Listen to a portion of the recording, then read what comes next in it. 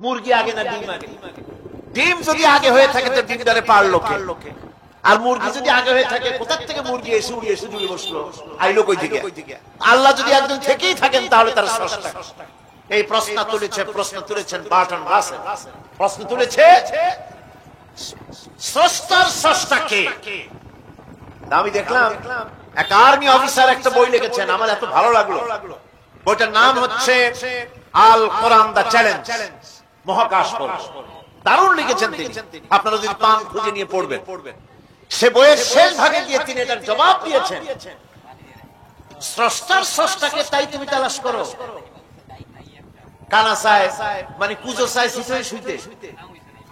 একটা লবণ কণার দৃষ্টান্ত তিনি দিয়েছেন। একটা লবণ কণা, একটি লবণ কণার ভিতরে যতগুলি মলিকুল থাকে, একটা লবণ কণার ভিতরে যতগুলি ক্যালাস থাকে, একটা লবণ কণার ভিতরে যতগুলি উপকরণ আর উপাদান থাকে, অর্থাৎ একটা লবণ কণা যত উপকরণ যত উপাদান ধারণ করে, তার ধারণ ক্ষমতা যতখানি, এতখানি জিনিস ধারণ করতে 1000 বার্টন রাসেলের মগজের দরকার।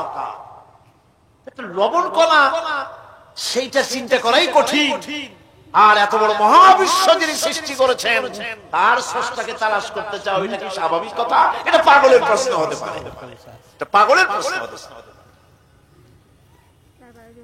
গ্যাগারিন, টিটপ প্রথম মহাশূন্যচারী ছিল। গ্যাগারিন বেটা মহাশূন্য ঘুরে টুরে আসে কয় কি, কয় যে মুসলমানেরা যারে কয় আল্লাহ, হিন্দুরা যারে কয় ভগবান, খ্রিস্টানরা যারে কয় গড, মহাশূন্য এত ঘুরলাম, আল্লাহরও দেখলাম না, ভগবানেরও দেখলাম। আজীব তামাশা। তুমি তো তোমার শরীরটাই দেখো, তোমার শরীরটাই তো তুমি দেখতে পারো না। তোমার মাথার তালুটা কেমন তা কি দেখছো কখনো? আয়না নিচের দিকে দিয়ে ঠ্যাং উপরের দিকে দিয়ে তাকাইলে যদি দেখো মাথার তালু কেমন। নিজের ঘাট দেখো না, পিঠ দেখো না, নিজের হিপ দেখতে পারো না। আয়না টায়না সাইড বাসখান না নিয়ে দেখার উপায় নাই কোন জায়গায় কি আছে শরীরে। নিজের শরীরটাই দেখো না, কত বড় সাহস! এই শরীরের স্রষ্টাকে দেখতে চাও? কোন দৃষ্টি শক্তি তাকে মুহাইয়া করতে পারবে না। তার দৃষ্টি সকলকে আয়ত্ত করবে, কিন্তু পৃথিবীর কোন দৃষ্টি শক্তি তাকে আয়ত্তের ভিতরে নিতে পারবে না। মুসা আলাইহিস সালামের মতো পয়গম্বর তিনি বলেছিলেন, রব্বি আরিনি, রব্বি আরিনি, আল্লাহ আমি তোমারে দেখতে চাই। আল্লাহ পাক বলেছেন লান তারান, কখনোই দেখতে পারবে না। সুবহানাল্লাহ। সুতরাং এই পৃথিবীর সবকিছু ইঙ্গিত করে যে একজন আছেন, একজন আছেন। এই ফুলের সৌন্দর্য যিনি দিলেন, ফুল দেখা যায়, সৌন্দর্য দেখা যায়, কিন্তু গন্ধ দেখা যায় না। এই পানির মিষ্টতা, মিষ্টি পানি, ফুলের গন্ধ, জোনাকি পোকার আলো, এই যে সুন্দর সুন্দর জিনিস দিয়ে আল্লাহ পাক এই বিশ্বকে সজ্জিত করেছেন, এ সব কিছুই ইঙ্গিত করে নিঃসন্দেহে একজন আছেন। আর যিনি আছেন তার নাম হচ্ছে কি? আল্লাহ। জোরে বলেন তিনি কে? আল্লাহ। এখন এই স্রষ্টাকে চিনতে মানুষের বড্ড হয়রানি, বড্ড হয়রানি স্রষ্টাকে চেনার জন্য। এই স্রষ্টাকে খোঁজার জন্য, চেনার জন্য মানুষ শক্তি পূজা আরম্ভ করলো। ওই যে আমি আগে বলেছি, মানুষের মধ্যে একটা স্বাভাবিক প্রেরণা এই কারো না কারোর সামনে মাথা নত করে দেব। সেজন্য মানুষ, কেউ তো আগুনকে পূজা করলো, আগুনের ভিতরে শক্তি আছে বলে আগুনের সামনে মাথা নত করে দিল, পাহাড়ের সামনে মাথা নত করে দিল, মূর্তি বানাইয়া মূর্তির সামনে মাথা নত করলো, কাঠের মূর্তি, মাটির মূর্তি বানাইয়া তার সামনে মাথা নত করে দিল। এগুলির সামনে যদি তুমি মাথা নত করলে, এগুলি কি মাছির মতো একটা ছোট্ট প্রাণীও বানাতে পারবে? এই চ্যালেঞ্জ কার? আল্লাহ পাকের। কোরআন শরীফে আল্লাহ পাক বলেছেন, নবী ওদের বলে, ওরা কি মাছির মতো ছোট্ট একটা প্রাণী বানাতে পারবে? পারবে না। এমন ওদের সামনে যে খাদ্যগুলি রাখা হয়, মূর্তি টুর্তি বানায় সামনে যে খাদ্য রাখা হয়, এই খাদ্যের উপরে যদি মাছি পড়ে, খাবারগুলি উড়াই নিয়ে যায়। অথবা ওদের নাকের উপর এসে যদি মাছি এসে পড়ে, এই মাছিটাকে এতগুলো হাত সাথে একটা টোকা দিয়ে একটা মাছিকে উড়াই দিতে পারবে না। পারবে? পারবে না। সুতরাং বুঝতে হবে, একথা বুঝতে হবে, স্রষ্টাকে তালাশ করতে গিয়ে মানুষেরা আগুনের পূজা করলো, পাথরের পূজা করলো, গাছের পূজা করলো, মাছের পূজা করলো, সাপের পূজা করলো, বাঘের পূজা করলো, শেষ পর্যন্ত সেক্সুয়াল অর্গান, এটার বাংলা করলাম না, এটারও পূজা করলো। এটাকে একটা শক্তির প্রতীক মনে করে এটার সামনেও মাথা নত করলো। বন্ধুগণ, মাটির পূজা করলো, জমিনকে নিজের মা মনে করে এটার পূজা করলো। অথচ আল্লাহ পাক পরিষ্কার করে বলে দিয়েছেন, লা ইলাহা ইল্লা আনা ফা'বুদুন, আমি ছাড়া কোনো ইলাহ নাই, আল্লাহ ছাড়া কোনো ইলাহ নাই। কোরআনে কারীম বলছে, ইন্নাল্লাযীনা তাদউনা মিন দুনিল্লাহি ইবাদুন আমসালুকুম। আল্লাহ পাক বলেন, আমাকে বাদ দিয়ে তোমরা যার সামনে মাথা নত করো, যার সামনে পূজা করো, অর্চনা করো, বন্দেগী করো, ওটা তোমার মতো আমার আরেকটি গোলাম। তুমি যেমন আমার গোলাম, ওটাও আমারই গোলাম। একটু জোরে সোরে জিকির করেন, লা ইলাহা ইল্লাল্লাহ, লা ইলাহা ইল্লাল্লাহ, লা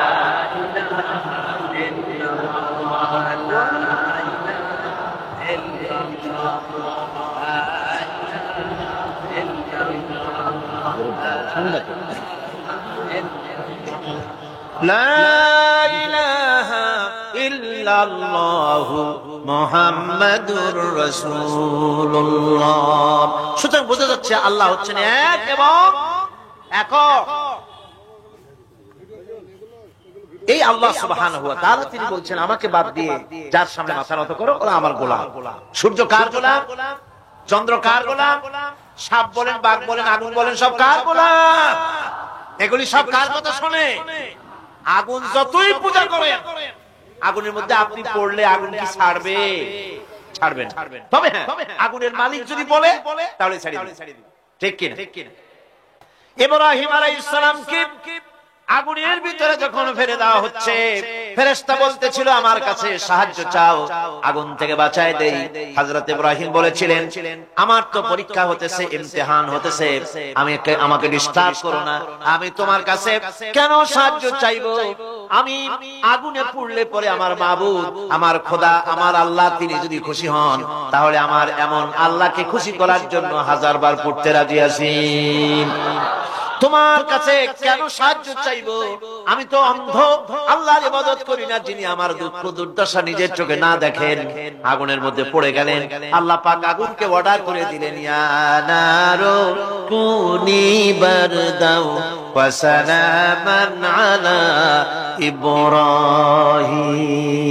আগুন, আমার ইব্রাহিমের জন্য ঠান্ডা হয়ে যা, শান্তিদায়ক ঠান্ডা হয়ে যা। তাহলে দেখা গেল আগুনের মালিক হচ্ছেন আল্লাহ পাক। আল্লাহ পাক। যদি কোনো পূজা করা লাগবে না আগুনের, আগুনের পূজা করা তো হারাম। আগুন হচ্ছে আল্লাহর গোলাম, আল্লাহর সৃষ্টি, এটা হচ্ছে মাখলুক, আল্লাহ হচ্ছেন খালিক।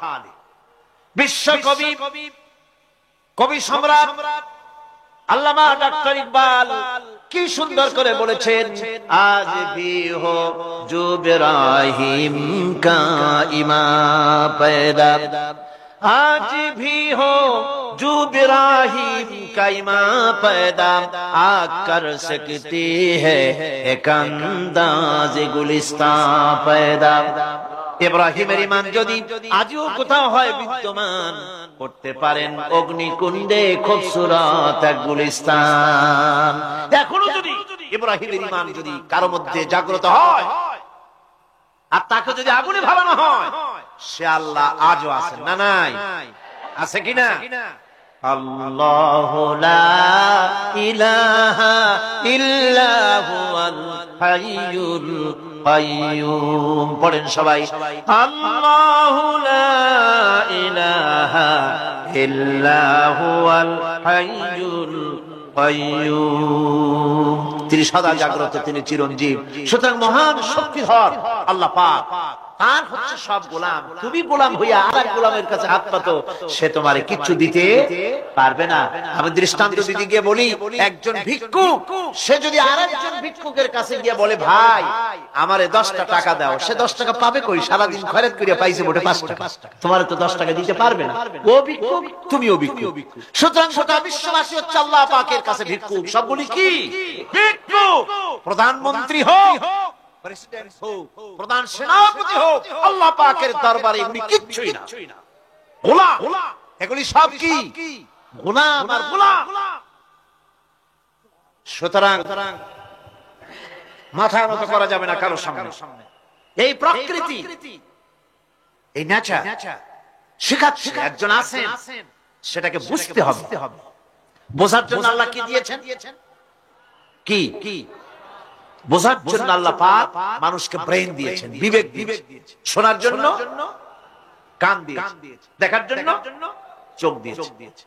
আল্লাহ পাক বলছেন, লাহুম কুলুবুন লা ইয়াফকাহুনা বিহা ওয়া লাহুম আয়ুনুন লা ইউবসিরুনা বিহা ওয়া লাহুম আযানুন লা ইয়াসমাউনা বিহা উলাইকা কাল আনআম বাল হুম আযাল উলাইকা হুমুল গাফিলুন। আমি যাদেরকে কান দিয়েছিলাম, কলব দিয়েছিলাম, বিবেক দিয়েছিলাম, বিবেক দিয়ে সব বুঝলো, কিন্তু আমারে বুঝলো না। বিবেক দিয়ে সব বুঝলো, বিবেক দিয়ে সমস্ত জিনিস, নিজের স্বার্থের জিনিসগুলি বুঝলো, কিন্তু আল্লাহকে বুঝলো না। কান দিয়েছিলাম শোনার জন্য, কান শুনলো, বাজে কথা শুনলো, সব শুনলো, কিন্তু হকের দাওয়াত তার কানের মধ্যে ঢুকলো না। হক বুঝলো না, হক শুনলো না, হক দেখলো না, সত্যকে চিনতে পারলো না। আল্লাহ পাক বলেন, উলাইকা কাল আনআম, এরা হলো চতুষ্পদ জানোয়ার, জানোয়ার পশু। আল্লাহ কয় না খালি পশু কইলে সারে না, বাল হুম আযাল, একেবারে পশুর চাইতো নিকৃষ্ট। কারণ হলো পশু অবিশ্বাসী নয়, পশু অবিশ্বাসী নয়, পশু কাফের নয়, পশু মুশরিক নয়, পশু মুরতাদ নয়, পশু নাস্তিক নয়, ঠিক কি না? সুতরাং পশুর চাইতেও খারাপ, পশুর চাইতেও খারাপ। পশু যেটা বোঝে তাও বোঝে। পশু তো অন্তত মালিকের আনুগত্য করে, তার কথা শোনে, যার খায় তার কথা শোনে। কুত্তাটাও, কুকুরও যার খায় তার কথা শোনে, ঠিক কিনা গণ? অথচ যে আল্লাহ রাব্বুল আলামিন খেতে দিলেন, পড়তে দিলেন, সব দিলেন, তার ইবাদতটা বুঝতে চেষ্টা করলো না, তার ইবাদত বুঝতে চেষ্টা করলো না, তার গোলামি করতে জানলো না। সুতরাং এগুলি হচ্ছে উলাইকা কাল আনআম, এগুলি চতুষ্পদ জন্তু এবং জানোয়ারের মতো, বরং তার থেকেও নিকৃষ্ট। মানুষ আল্লাহ পাক জ্ঞান দিয়েছিলেন, সেই জ্ঞান দিয়ে সে দূরবীন আবিষ্কার